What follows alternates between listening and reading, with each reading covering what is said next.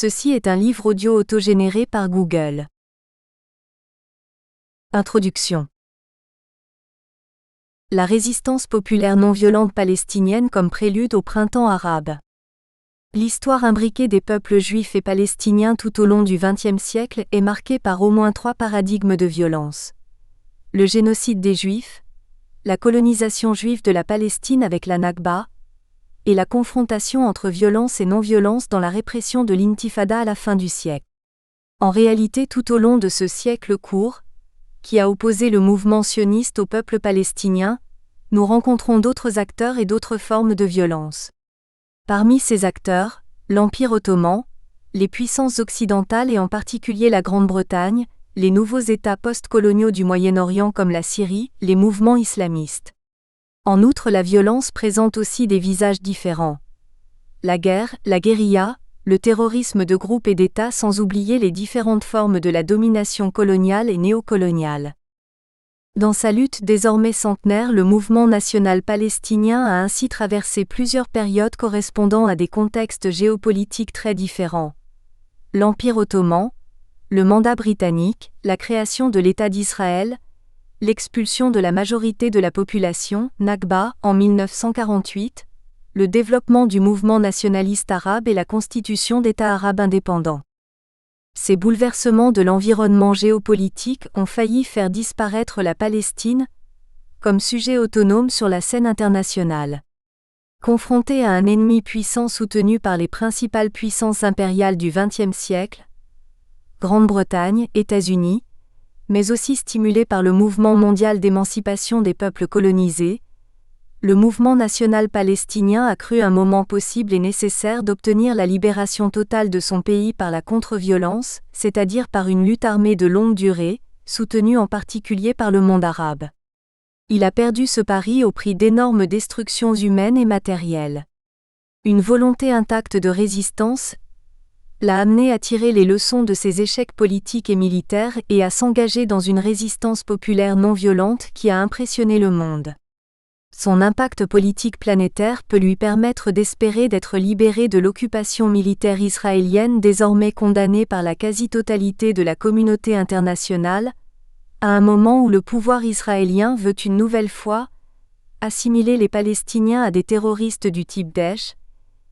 Il apparaît utile et nécessaire de faire connaître cette histoire de la résistance populaire palestinienne à la fois dans ses phases armées et dans cette dimension spécifique de la résistance palestinienne qu'est la résistance non violente.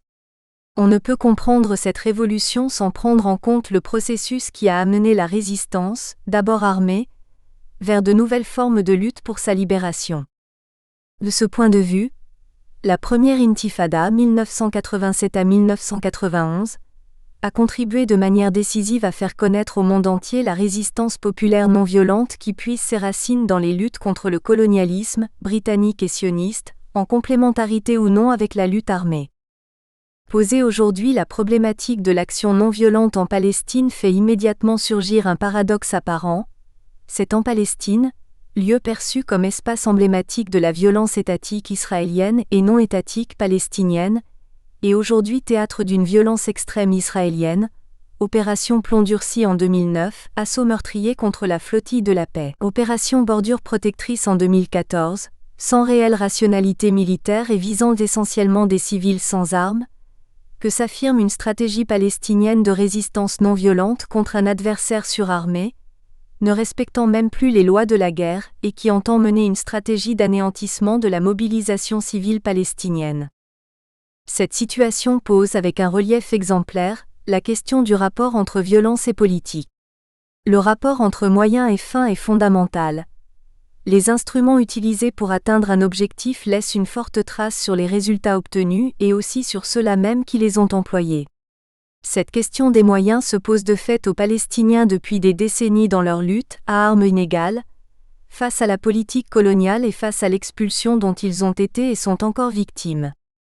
Passer de la lutte armée présentée par la Charte nationale palestinienne de 1968 comme la seule voie pour la libération de la Palestine, à la résistance non violente présentée comme la seule stratégie possible aujourd'hui, constitue en quelque sorte une révolution copernicienne dont il faut montrer les modalités et mesurer la portée en particulier à l'échelle du monde arabe. Cette révolution apparaît comme l'aboutissement d'un itinéraire tourmenté, accompagné par le développement d'une idéologie spécifiquement palestinienne de résistance. Tout en partant du fait que le passage à la résistance populaire non violente n'est pas un choix dû prioritairement à des motifs éthiques, mais qu'il est devenu une nécessité stratégique. La résistance populaire non violente palestinienne prélude au printemps arabe. En 2011, avec le printemps arabe s'est produit une révolution démocratique, une révolution civile, où pour la première fois de leur histoire des peuples arabes, en Tunisie, en Égypte, au Yémen ont fait l'expérience pratique de la souveraineté populaire, en faisant tomber leurs dictateurs. Ce résultat a été obtenu par une mobilisation populaire non violente. Ce mouvement a touché pratiquement tous les pays du monde arabe, y compris en particulier la Syrie. Il a réussi dans certains lieux et échoué dans d'autres. Dans tout cet espace géopolitique d'importance mondiale, il y a eu un moment révolutionnaire, qui est lui-même un processus, qu'il faut appréhender dans sa dimension non violente. Ce mouvement est confronté à une formidable contre-offensive de toutes les forces internes et internationales, opposées à l'émancipation du monde arabe. On a assisté à l'irruption de la non-violence comme moteur de l'histoire. Prenant le plus souvent la forme de la désobéissance civile de masse, ce mouvement, parti du monde arabe, s'est mondialisé vers Israël, la Turquie, la Grèce et l'Espagne avant de toucher l'épicentre du capitalisme américain, Occupy Wall Street, et se répandre à travers les continents. Il faudrait rattacher à cette date le mouvement Occupy Central, pour la démocratie déclenché en 2011 à Hong Kong et qui a mobilisé pendant de longs mois plusieurs centaines de milliers de personnes. Le mouvement des indignés rêvé par Stéphane Hessel, grand partisan de la non-violence politique. Si une révolution se définit tant par son contenu, contre tout système autoritaire, que par sa forme, désobéissance civile de masse, posant de fait la question du pouvoir, on peut considérer l'année 2011 comme une année révolutionnaire. Pour mieux comprendre ce phénomène historique planétaire, on ne peut ignorer la résistance populaire non violente, RPNV, telle qu'elle fut pratiquée en Palestine de 1987 à 1991 avant que cette forme de résistance ne soit relancée à partir de 2001. L'intifada palestinienne, comme soulèvement populaire non armé, refusant explicitement l'usage de la violence armée, constitue un précédent hautement significatif. Elle est restée longtemps occultée par les médias occidentaux, influencée par la production israélienne d'informations supervisée par l'armée, mais bien connue du monde arabe grâce en particulier aux stations satellitaires arabes, mais comme le regrette Mustapha Barghouti, figure du monde politique palestinien et partisan actif de la RPNV, cet épisode révolutionnaire palestinien n'a jamais été suffisamment étudié, du fait de la différence en ampleur et en importance stratégique si on le compare au cas égyptien, et du fait aussi de l'absence de couverture médiatique et de l'absence des moyens de communication sophistiqués sans précédent disponibles en Égypte aujourd'hui. Et c'est en 2011 que le monde arabe a démontré aux yeux du monde sidéré l'extraordinaire puissance morale et politique de l'action non violente de masse. Cette révolution populaire peut se synthétiser ainsi: mobilisation de masse, refus de l'emploi de la violence, résistance non armée face à la répression et victoire politique possible. Cette révolution non violente marquera le XXIe siècle. Passer de l'insurrection armée à l'insurrection civile est une forme d'innovation qui ouvre la porte à une nouvelle humanité, à une nouvelle vision anthropologique, à une autre société, à une modernité à la hauteur des multiples enjeux auxquels est désormais confrontée la planète menacée par la violence destructrice de la nature et de l'homme. Pour le philosophe politique italien, Norberto Bobbio, l'unique véritable saut qualitatif, s'il est possible, de l'histoire humaine est le passage non du règne de la nécessité au règne de la liberté mais du règne de la violence à celui de la non-violence. Cette nouveauté n'est pas née ex nihilo. Elle s'enracine dans une crise multiforme d'une gravité exceptionnelle touchant en particulier depuis la crise de 2008, la quasi-totalité de la société, où prédominent les jeunes générations ayant perdu tout espoir en l'avenir dans des régimes autoritaires. En même temps, ce besoin d'avenir et l'aspiration à l'autodétermination collective et individuelle ont été exaltés et portés par le réseau mondial de l'information, occidentale et arabe, etc. Ce réseau de télécommunications instantanées a secoué les consciences, démontré la force des idées sur la force des armes et changé la nature et les formes des conflits.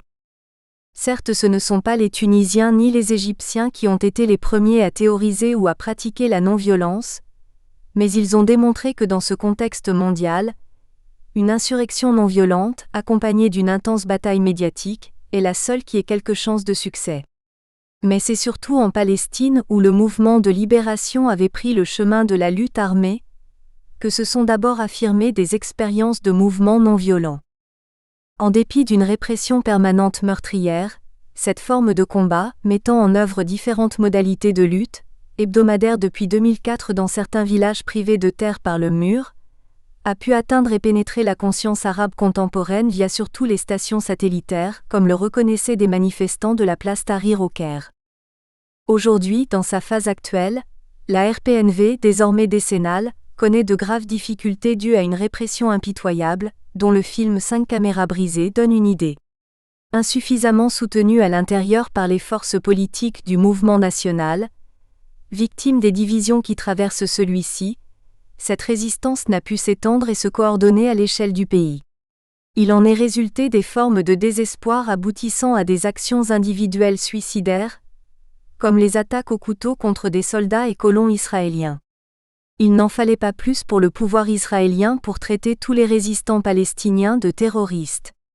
Israël veut reconduire le conflit à l'intérieur du binaire guerre-terrorisme, pour donner une sorte de légitimité à sa stratégie d'écrasement militaire de toute forme de résistance palestinienne, en particulier celle non violente, considérée comme politiquement dangereuse pour Israël car efficace pour la cause palestinienne.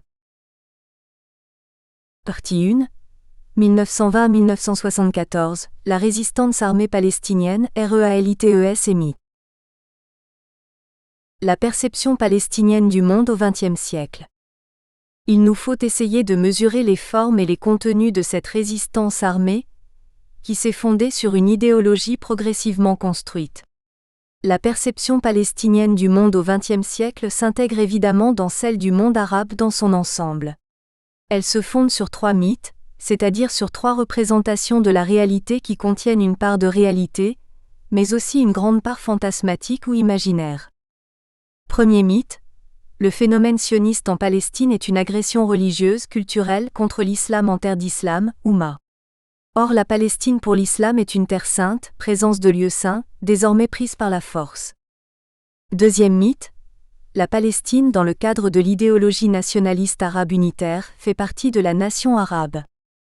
Troisième mythe, la Palestine est devenue victime et base de l'impérialisme colonial occidental, britannique d'abord, américain ensuite, contre le monde arabe. En synthèse, la Palestine est le lieu du traumatisme qui fait ressortir ces 3 représentations du monde. Traumatisme parce qu'il touche à l'être du Palestinien, non à l'avoir. À l'être, du fait de la perte de son identité nationale, de sa terre qui est sa vie, de sa culture religieuse, une perte de soi, identifiée par Mahmoud Darwish comme une situation de mort. La mémoire palestinienne est de l'ordre du mythe, au sens du récit des origines. Elle récite l'origine de la condition palestinienne, qui est une mise à mort collective au moment même de la naissance individuelle. Puis elle se mue peu à peu en une espérance dans la lente résurrection au sein même de cette mort congénitale et héréditaire. Par ses poèmes magnifiques, Mahmoud Darwish sera ce chantre du drame de mort et de vie de la Palestine. Mais avec toujours l'espérance. Celui qui vit après la mort, le crois-tu, ne mourra point. Mort, vie, la route est une. Et la foi dans la vie s'incarne au cœur de la mort nationale et du risque de mort physique, dans l'action de résistance. Il nous semble remarquable que le mythe de Darwish ait son centre et son cœur dans cette expérience de la croix, entendue comme lieu de passage de la mort à la renaissance, expérience baptismale, au sens le plus cosmique et le plus mythique du terme, mythe qui est, plus ou moins consciemment, au fond de toute l'aventure de l'existence humaine, individuelle et collective. Les références bibliques, explicites et implicites, sont fort nombreuses. La lecture de chaque poème en convaincrait. La Bible, en effet, surtout en Terre Sainte, est le livre privilégié pour exprimer et célébrer ce mythe baptismal. Le Palestinien marxiste, Mahmoud Darwish, d'origine musulmane, pour exprimer sa foi en sa vie et en celle de son peuple, a choisi, dans un ensemble de poèmes, le symbole de la croix et du crucifié. 1920 à 1939. La maturation politique et idéologique de la résistance, la révolte palestinienne contre la tutelle britannique. Très tôt, dès la fin du XIXe siècle, sous l'Empire ottoman, se forme une résistance légale au mouvement sioniste sous l'impulsion du premier parti politique palestinien fondé à Jaffa en 1911, le Parti national ottoman, qui entend encourager tous les efforts d'opposition légale au mouvement sioniste en lui faisant la guerre avec les armes de notre bon droit. On notera l'usage malicieux dans la définition de l'opposition légale, donc pacifique, de termes empruntés au langage militaire. Après la chute de l'Empire ottoman, dans l'entre-deux-guerres, sous la période du mandat britannique, on va assister à l'expression d'une revendication politique qui se radicalise et qui aboutira à une rébellion armée de masse. Ce mouvement est centré autour de la terre contre l'entreprise de colonisation des terres par peuplement agricole exogène et expulsion du peuplement existant. Dès 1919 au premier congrès des associations islamo-chrétiennes de Palestine, est adoptée la première charte nationale palestinienne qui dénonce un processus de dénationalisation et de colonisation nationale. C'est l'être même des Palestiniens qui est agressé. En 1920 à 1921, ce sont les premières émeutes avec 14 morts à Jérusalem et 157 à Jaffa. En 1929, la violence antisioniste se généralise et se traduit par des émeutes dans plusieurs villes, en particulier par un massacre à Hébron de 59 juifs. L'extrême inquiétude devant l'immigration juive, l'achat des terres, la menace sur les lieux saints musulmans de Jérusalem et Hébron forment un cocktail explosif. À partir de l'installation du nazisme en Allemagne en 1933, l'émigration juive devient massive. En 1935, un congrès de la jeunesse propose aux partis politiques un programme de lutte et prévient : si le gouvernement persiste à faciliter l'immigration et l'achat de terres, le congrès de la jeunesse examinera la reprise d'une politique de manifestation. De fait, couvre déjà une révolte paysanne. Tout commence par l'entrée en action de groupes soigneusement préparés par un homme de religion convaincu, celui que le mouvement palestinien a reconnu être le premier fidaï, Izz al-Din al-Qassam. À la tête de jeunesse musulmane, qui dépendent du Haut Conseil musulman présidé par Amin al-Husseini, il prépare secrètement un soulèvement armé de masse de type guérilla de résistance, au nom de l'islam et dans un esprit de sacrifice de soi et de sa vie. Pour lui, la révolte armée reste le seul moyen possible contre l'établissement d'un État sioniste protégé par la puissance mandataire. Bientôt isolé et encerclé par les forces britanniques, Al-Qassam se serait écrié : « Nous ne nous rendrons pas, c'est une guerre sainte pour Dieu et pour la patrie. » Mourez en martyr. Lui et son groupe furent exécutés en 1935. Mais les cercles Qassam, auréolés par les martyrs, subsistent et s'étendent sur le territoire. Des comités nationaux sont constitués. Au printemps 1936, ils lancent une grève générale jusqu'à la cessation de l'immigration juive sioniste. Elle durera 5 mois, sans résultat, bloquée sur ordre des chefs d'États arabes et des grandes familles palestiniennes. Ensuite, une guérilla inorganisée reprend. Cet ensemble, grève de masse pacifique et action militaire, violemment réprimée par les forces britanniques, constitue en quelque sorte la première guerre d'indépendance. Cette double lutte de masse débouche sur un demi-succès en amenant l'Angleterre à élaborer un livre blanc, White Paper, en 1939 qui n'envisage plus le partage et évoque un État de Palestine indépendant. En 1940, l'autorité britannique restreindra le plus possible ce transfert de terres, Land Transfer Regulation. La révolte sioniste pendant la guerre balayera ces demi-succès et imposera le partage qui sera soutenu à la fois par les États-Unis et par l'URSS. Résolution 181 du 27 novembre 1947. 1939 à 1964. La question palestinienne et la résistance échappent aux Palestiniens. La guerre d'indépendance palestinienne ne reprendra, difficilement, qu'en 1947 à 1948 et surtout depuis 1967 avec une série d'échecs ou de demi-victoires et toujours sans le soutien des États arabes qui préfèrent intervenir directement avec leurs objectifs propres. Le mouvement national décimé par la répression britannique est affaibli, divisé. Il est incapable de réagir, et restent de fait soumis à la tutelle des régimes arabes représentés par la Ligue arabe. Du fait de l'expulsion des Palestiniens de leur pays, les années 1950 furent marquées par le problème de la stabilisation d'un grand nombre de réfugiés dans les pays voisins de la Palestine, mais aussi par leur intégration à la vie politique arabe. Cette période connaît aussi l'affirmation du nationalisme unitaire arabe et l'émergence d'une génération de grandes figures politiques qui en sont porteuses comme Gamal Abdel Nasser. La référence à la nation arabe unique apparaît comme un mythe unificateur et mobilisateur du monde arabe pour libérer la Palestine du sionisme et de l'impérialisme. Au cœur de ce mythe se situe l'amputation de la terre de Palestine ressentie comme une blessure insupportable pour la nation arabe. La question palestinienne devient une cause nationale arabe qui pousse à la surenchère entre les différents États arabes. D'autant plus que les réfugiés palestiniens intégrés à la vie politique arabe adhèrent à des partis nationalistes comme le BAS ou le Mouvement des nationalistes arabes, MNA, pour qui la Palestine représente l'avant-garde de la lutte de libération arabe. Cependant, il ne faut pas oublier les Palestiniens restés en Israël, où s'organise une authentique résistance dans le cadre des institutions du pays. 1964. La résistance palestinienne en Israël, le mouvement Al-Ard et le refus de la lutte armée. Les Palestiniens de l'intérieur vivent dans le sentiment permanent de la perte de leur identité. Le fait traumatisant de base s'analyse ainsi. Devenir du jour au lendemain ou presque après le 14 mai 1948 une minorité au milieu d'un peuple étranger, sans changer de domicile. Avec en outre ce qu'implique le statut de minorité, tant sur le plan social, politique que culturel. Les revendications sont donc nombreuses. L'égalité des droits, l'abolition du gouvernement militaire de zone, l'abolition des règlements d'urgence et de défense d'origine anglaise, la préservation des terres arabes, le développement des villages arabes. Entre 1948 et 1968, les Arabes d'Israël ont dû céder, pour des raisons de sécurité, 50% de leurs terres par confiscation, ou par des lois ad hoc, au nom précisément des règlements d'urgence. En 1956, le gouverneur militaire dans le village frontière de Kafr Qassem autorise un massacre qui fait 50 victimes. Chaque Israélien arabe se sent désormais dépossédé de son être même.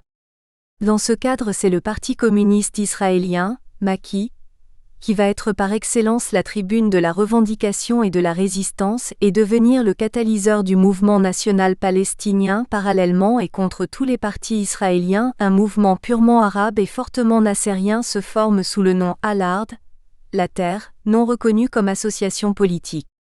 En 1964, il va dans un rapport adressé au secrétaire général de l'ONU présenter ses aspirations. Égalité totale pour tous les citoyens, acceptation par Israël des résolutions du 29 novembre 1947 sur le partage de la Palestine, reconnaissance par Israël d'un mouvement national arabe qui demande l'unité et le socialisme, coopération avec tous ceux qui en Israël travaillent à l'accomplissement des idéaux ci-dessus.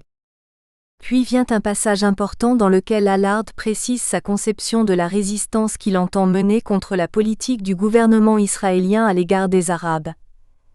Nous sommes bien déterminés à résister à l'oppression et à lutter avec acharnement pour nos droits, en rappelant que des exactions si outrageantes ne conduisent qu'à l'animosité, voire à la haine. Le gouvernement espère aussi que les Arabes déclencheront des manifestations sanglantes, qu'il utiliserait pour justifier face à l'opinion mondiale des actions répressives contre les minorités. Une fois encore, nous affirmons que ce machiavélisme aura des répercussions au-delà même des frontières d'Israël, et affectera tout le monde arabe et tous les peuples conscients. Le destin des 262 000 Arabes en Israël n'est pas négligeable. Il requiert la justice, la compréhension et la raison. Ce qui était bon pour Israël après la Seconde Guerre mondiale, et l'est encore aujourd'hui, doit s'appliquer aux minorités vivant à l'intérieur de ses frontières. C'est entre les mains des chefs israéliens que se trouve la paix et la stabilité de la région. C'est de leur comportement, et de lui seul, que dépend l'avenir énigmatique d'Israël. Dans ce texte remarquable, Al-Ard fixe clairement sa stratégie de lutte. Il mènera une lutte politique légale dans le cadre de l'État israélien et n'entend pas mener une résistance armée contre la répression israélienne pour laisser toute la responsabilité politique et morale d'un éventuel emploi des armes par Israël face à une population arabe désarmée. De fait, Allard annonce une stratégie de lutte non violente pour laquelle il espère un soutien de juifs israéliens. Mais cette poussée nationaliste arabe en Israël favorise une crise dans le Parti communiste israélien. En vue des élections de 1965, une nouvelle liste, le Rakak, se sépare du Maquis et renforce sa fonction de parti des Arabes d'Israël décidés à résister à la politique du pouvoir. En même temps, le Rakak prend soin de garder ses distances par rapport à la résistance palestinienne extérieure. Il condamne les objectifs aventuristes de l'OLP et de l'Armée de libération de la Palestine, car il considère leurs objectifs comme une négation du droit d'Israël à l'existence. De fait, l'expérience nationale palestinienne en Israël est très différente que celle vécue par la diaspora et par les réfugiés. Elle amène à prendre acte d'un indiscutable nationalisme juif israélien et exclut toute discussion sur le droit à l'existence de l'État d'Israël. In fine, le rapport d'Allard, par son refus de la violence armée, exprime des positions que ne partage pas alors en majorité la résistance palestinienne extérieure, hors d'Israël. 1965, les Palestiniens de l'extérieur lancent leur propre lutte armée. Or, pour la résistance palestinienne hors d'Israël, une autre histoire commence. Le centre de gravité de l'identité politique passe à l'extérieur de la Palestine historique. Une résistance spécifique armée, émanation du peuple des réfugiés, va progressivement prendre forme au cœur de la diaspora. D'abord spontanée, cette résistance se développe jusqu'en 1967 avec comme revendication centrale le retour et comme objectif l'expulsion des occupants. Un mouvement de retour armé, le meurtre du colon. En effet, immédiatement après les opérations de 1948 et après le cessez-le-feu de janvier 1949 et l'armistice de Rhodes, beaucoup de réfugiés palestiniens qui avaient quitté provisoirement les zones de combat pour se mettre à l'abri, tentent de rentrer chez eux, souvent à 1 ou 2 kilomètres du camp de fortune dans lequel ils étaient provisoirement installés. Mais entre eux et leur maison, il y avait une ligne de feu infranchissable. Les premiers qui ont essayé de rentrer chez eux individuellement, le firent avec des clés dans leurs poches pour essayer de récupérer quelques bijoux, ou autres qu'ils avaient par exemple cachés sous le matelas avant de partir. À l'époque, le gouvernement israélien définit les Palestiniens comme des infiltrés et l'ordre officiel est de tirer sur eux. Très rapidement, ces Palestiniens qui tentent ces incursions, généralement nocturnes, se constituent en groupes armés. Tant qu'à se faire tuer sur le champ, autant se battre. À l'époque, il n'y a pas d'organisation palestinienne pour les encadrer, et lorsque les commandos du retour et autres tentent de se donner une structure, la nécessité organisationnelle se fait ressentir. Et ce, dans le cadre de la vague montante du nationalisme arabe unitaire, utopie qui porte l'espoir d'une libération de la Palestine de l'emprise sioniste. En 1956, la guerre de Suez voit la constitution de commandos palestiniens à Gaza. En 1959, des étudiants, exilés entre le Caire, Beyrouth et le Koweït, fondent autour de Yasser Arafat le Fatah pour qui la révolte violente est nécessaire pour abolir l'entité sioniste. 2 événements politiques viennent confirmer le choix de la lutte armée palestinienne. D'abord l'éclatement de la République arabe unie, RAU, entre l'Égypte et la Syrie en 1961. Désormais l'unité arabe ne peut plus être la condition préalable de l'action. Et puis surtout, en 1962 l'indépendance de l'Algérie. Les Algériens ont gagné par une lutte armée autonome. À partir de 1962, nous espérons que vous avez apprécié cet aperçu. Pour continuer à écouter ce livre audio sur Google Play Livres, utilisez le lien dans la description de la vidéo.